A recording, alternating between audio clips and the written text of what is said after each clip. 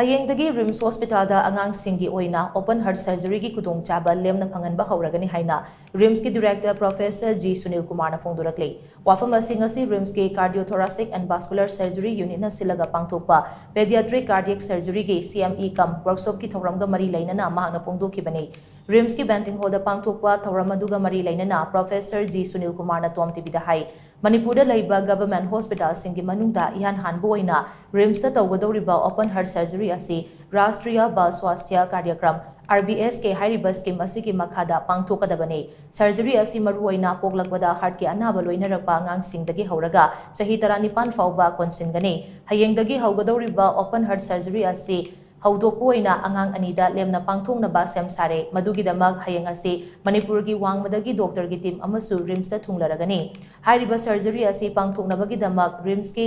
Cardiothoracic Unit ki Head Professor T.S. Sitona Luchingba Doctor Singi team amasu leire masiga iroinana open heart surgery asi matamga chunaba RIMS ki operation theater da pangthokani hairiba surgery asi makhatana adumak RIMS ta Lemna Phanghanbagi kudong thawrangsu matik chana Taire, Kudong Chaba si Manipur ki miyam khagnatana atopa stat ki miyoy singda su phangangani masida sunatana chayol amada anirag angang sing khaktagi oiba heart ki screening su lemna pangthoknaba thawrang leire open heart surgery asi sel amadi matam yamna changbu operation amane ngasidagi chahi kunrom gi mamangdadi asigumba makhalgi surgery asi pangthoknabagidama EMS amade laibak asigi maming laiba hospital singda chanarami adubo hairiba surgery gi kudong chaba asi lemna angang singidama RIMS ta leirabanina sel ka hena changbagi awaba leiraroi haina Professor G SUNILKUMAR na makatana phongdorakhi yam regularly akhoi operation se toba haujaragani aduga one of the masigi akhoina pijariba message di akhoi gi RIMS ta akhoi scanning tauba haitare screening cases akhoi week amada anirak angangi especially siguma surgery da ka leiba singi akhoi free of cost nga thani tawdois ado akhoi screen si tawjaragani aduga public na any akhoi siguma laina haitare angangi cardiac surgery require hoiba adugumba angang singi akhoi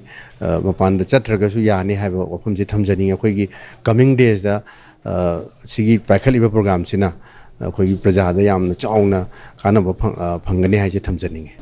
ham ba hek mi hek ji khudim makti mama pa lak mi sing jana bu yeng ba kana nasa se heart hore anti angang heart ore haiba matamda mama pa ne hang ba se doctor paisa kya changa da ado hoji haiba facility hoi gi sar gi makada toina mak sembal lore ado adugumba matha saba paisa gi matha saba dudi sidi loina free tor amina paisa gi matha saba dudi leira roi ado haijani ado mapan da chakado khotkado misu so loin to phangani even Nagaland debol ai ngasi pokpadgi Europa heart ki laina sing sahi 0 to 18 years and the one sig facility how not only this scheme sir CMIC PMJY so they can cover it and so